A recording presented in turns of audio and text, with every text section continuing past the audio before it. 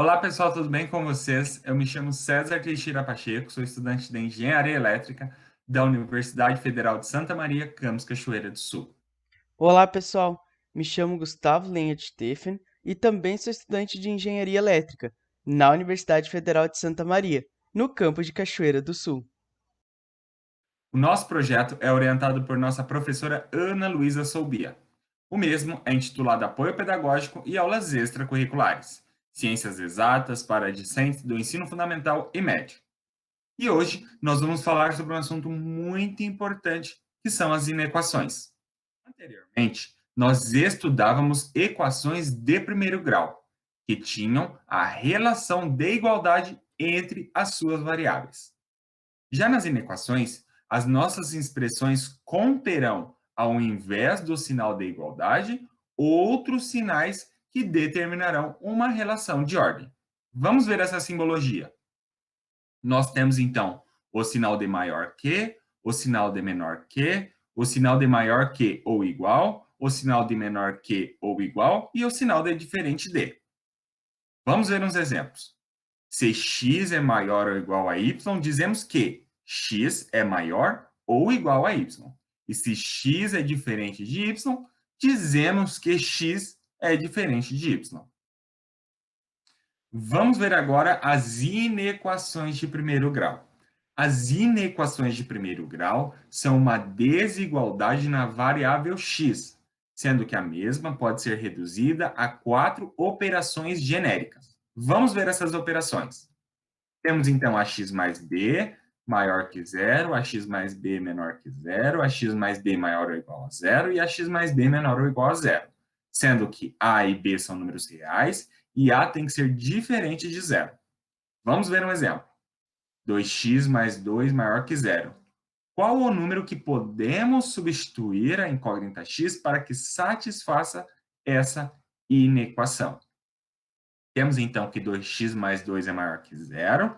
O 2 que está somando vai passar subtraindo. Então temos 2x maior que menos 2.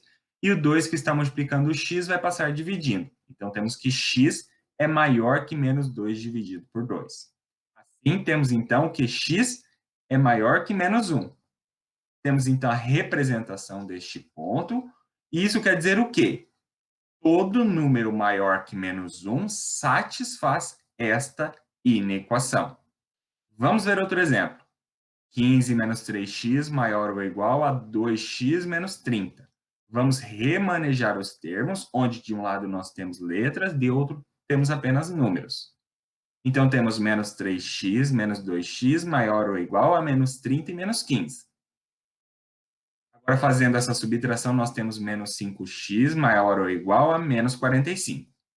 Nesta inequação resultante, agora, nós vamos ter que multiplicar toda essa inequação por menos 1, trocando assim o sinal de todos os termos, inclusive da desigualdade que nós teremos que inverter. Então, temos agora 5x menor ou igual a 45 e x tem que ser menor ou igual a 9.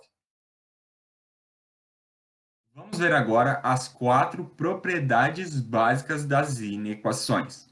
A primeira é a propriedade antissimétrica, que diz que x maior ou igual a y e y maior ou igual a x resulta em x igual a y. Já na propriedade de compatibilidade com adição, diz que x maior ou igual a y, resultando em x mais e maior ou igual a y mais e. A terceira é a transitiva, que diz que x maior ou igual a y e y maior ou igual a z resulta em x maior ou igual a z. E a última é a compatibilidade com a multiplicação, que diz que x maior ou igual a y e z maior ou igual a zero resulta em x vezes z maior ou igual a y vezes z. Vamos falar agora dos sistemas de inequações do primeiro grau. Como vimos anteriormente nas equações, possuímos também sistemas, mas agora nós vamos ver os sistemas de inequações. Para resolver estes sistemas, devemos resolver cada inequação separadamente. analisando os conjuntos soluções encontrados para cada uma das desigualdades. Portanto, no final, nós teremos a intersecção entre as respostas. Vamos ver um exemplo. No sistema, nós temos duas inequações. A primeira é 2x mais 6 maior ou igual a 2. E a segunda, x mais 3 menor que 2. Então, vamos analisar a primeira.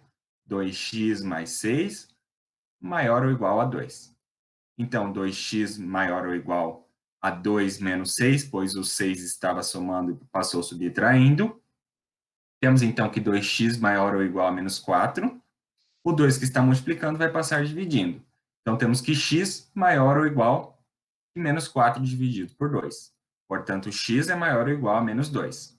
Vamos ver agora a segunda inequação, que diz que x mais 3 menor que 2. O 2 que está somando vai passar subtraindo.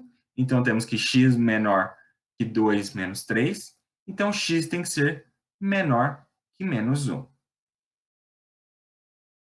Temos agora a representação dos pontos, tanto da inequação 1 quanto da inequação 2. Na inequação 1, diz que o número tem que ser maior ou igual a menos 2. Por isso que a bolinha está preenchida. Já na equação 2, diz que o número tem que ser menor que menos 1, mas não incluir o menos 1. Portanto, a bolinha está aberta. Já para a solução desse sistema, nós temos que ter a intersecção entre a resposta da inequação 1 e da inequação 2. Ou seja, os valores que satisfarão este sistema terão que estar entre menos 2 até um valor muito próximo a menos 1, mas não o menos 1. Ou seja, o sistema solução é dado por x pertencente aos reais, sendo que x tem que ser menor que menos 1 e x tem que ser maior ou igual a menos 2.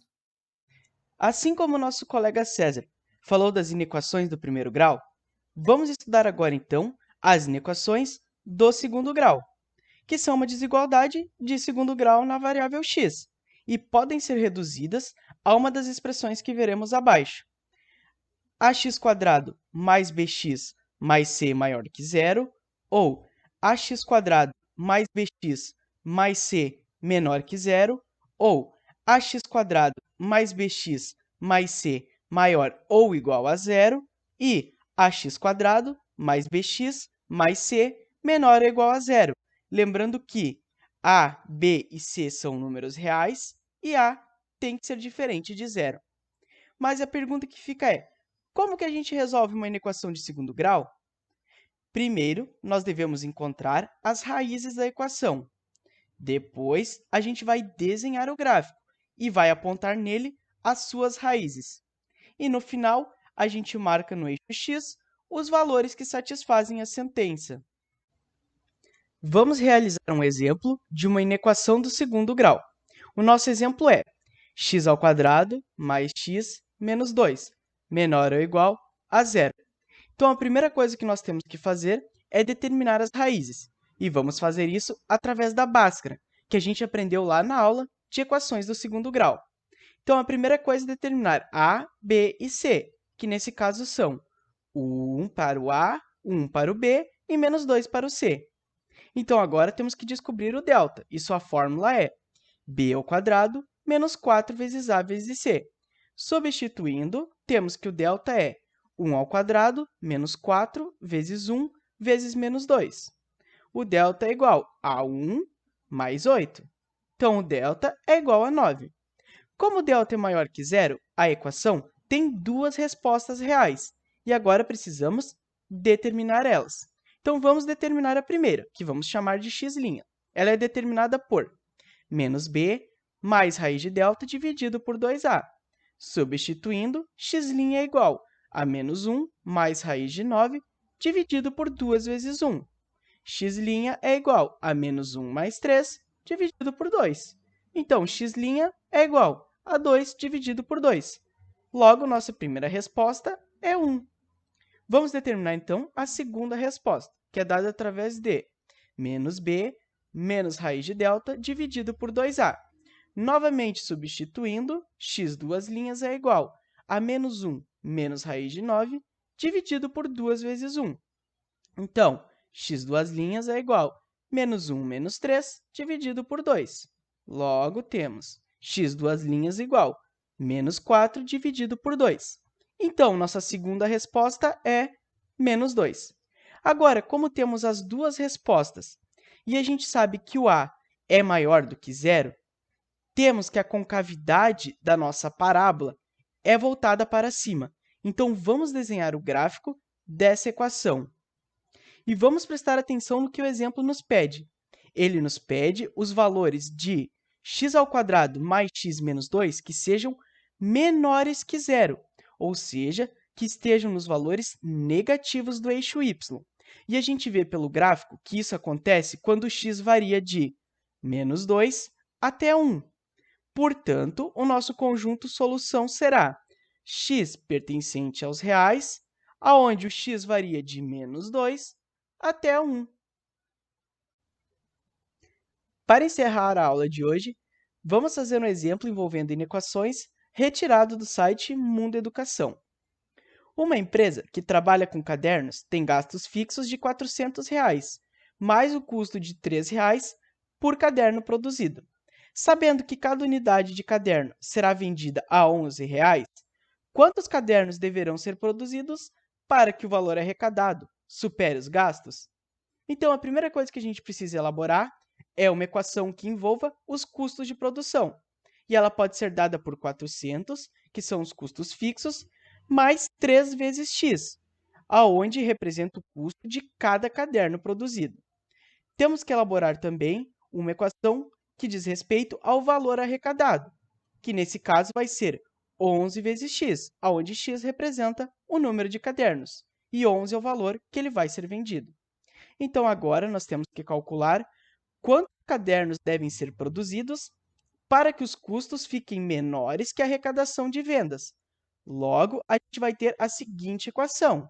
Valor arrecadado tem que ser maior que os custos de produção, ou seja, 11x tem que ser maior que 3x mais 400. Então, reorganizando a equação, nós temos 11x menos 3x tem que ser maior que 400, ou seja, 8x maior que 400. Passando o 8 que está multiplicando e dividindo, temos que x deve ser maior que 50, ou seja, deverão ser produzidos no mínimo 50 cadernos para que o valor arrecadado supere os gastos. Então, pessoal, essa foi a nossa aula de inequações e aguardamos vocês na nossa próxima aula, que vai ser sobre análise combinatória. Até lá!